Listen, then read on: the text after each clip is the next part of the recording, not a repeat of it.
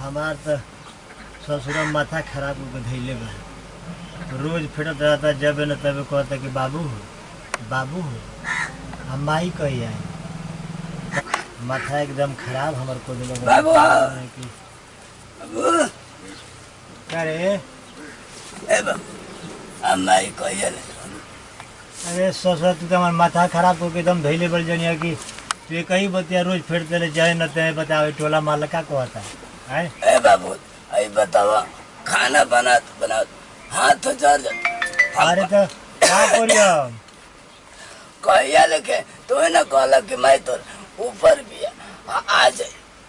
अरे तो कोहानी तो माई तो आई न, अब एक बारी कहाँ से चली आई तुरंत जाए है, कैसे चली आई? देखा बहुत ढेर दिन हो गई माई के देखा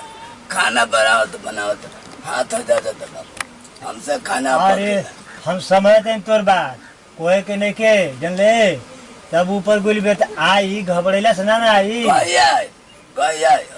आई माथा हमार खराब को के धर ना जाने मैं कहां लिया हम खाना बना के ना के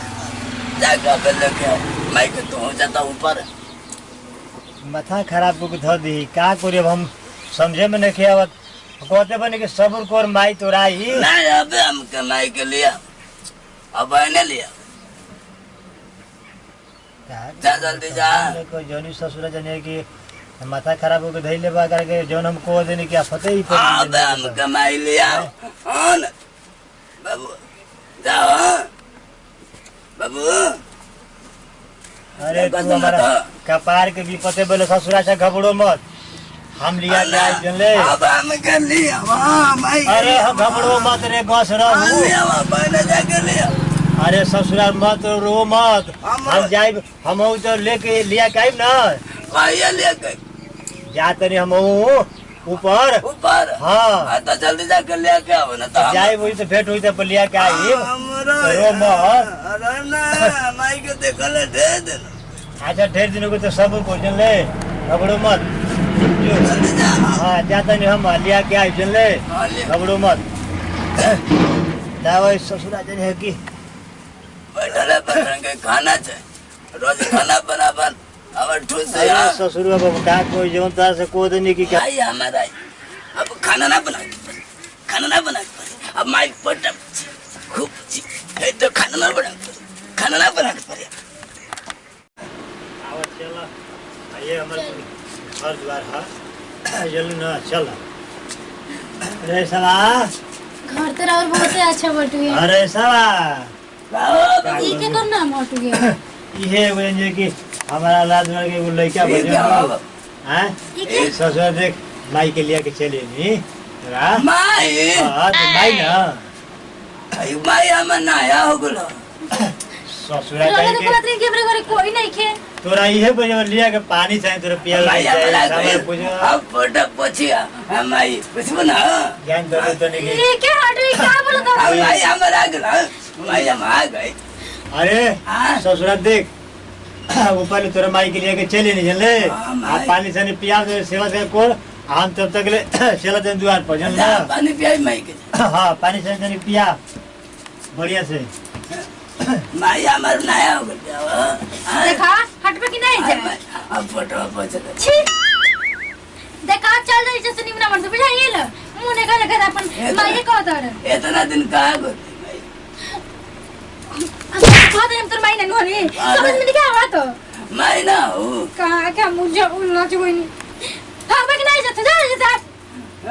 अरे जैसे लोग बड़े ना कहतन कि माई है या मुंह नहीं खन देखा था अपन ये भगवान का देख के मेरा आई नहीं है लेकिन जाए तो कुछ भी कहे ये सहारा तो मिल गई ना वैसे बिना हमारे दुनिया में कोई रह लटे नहीं बाकी लइकवा से हमार दिमाग खराब कर देले न माई हमरे के कहत नतिया। अच्छा रोज हमने तो सुधारिए दे मिनटा के निमने मन से कि ना जानते नहीं हम पैसा हरनी चल के आराम करे दो वैसे भी ना बहुत थाकल बनी इतना दूर से न हमरा के पैदल लिया के आई लटे बूढ़ा बा बाबू का तोरा भइल बा का तू बाबू को फेटले दे तू रे कहतला माई हम माई के पानी खाने तो माई कोनी तो हम मार देले या हां का कोले तू माई कोनी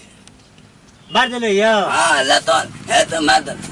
अरे ना ससुरा दुलार में कोइले हुई ए बाबू बाबू का तू कोतले बदिए को ना परे ससुरा कहीं के माई नहीं हो अरे माई त नया ना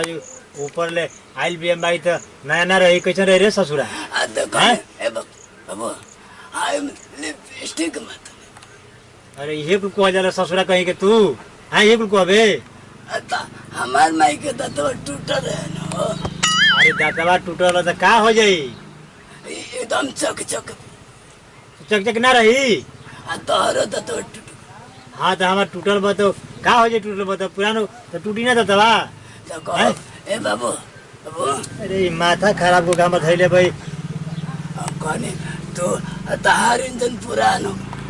माई के इंजन नया ये को ससुर यार तला ये कुल हैं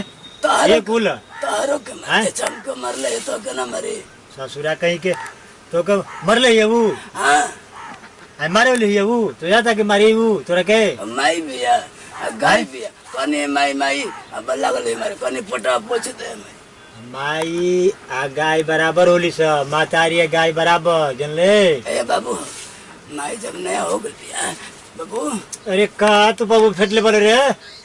तू चल जा वही कंपनी नया होके यार जवन ससुरा विपद हम कपार पर लिया देने की काहे का तेरे ने कि फिर यहू तेरे माथा हमार खराब कर लगा तू जाना समझे में लगा का कोई ससुरा के तोरा तो टूट गल बा जा कंपनी से नया बदल के आज नया हो नया हो जिंदन लूर सीख तू का बोले के बा का कोहे के बा जन ले देख मैबा मातारी होली हां तो मैं नया नहीं के पुरान ना बोला तो का कह दे तू वही कंपनी में जा तो बन के आया तब तक हम हमारा खाना वाना कुल बना देब जदी ना रह तो दिन ससुर तू विपद करे बोल विपद करे बा है ससुर तू कोई हमके चैन से नहीं खबर दे मैं नया जे तू पुरान रह तू माता चाट के धइले बोला हां जल्दी जा हां अब कहां हम जाई बताओ ससुराई हम तो समारम ना जा हम खाना ना कुल बना दे खाना ना बना दे कुल झाड़ दे बांध दे मई के कुल को दे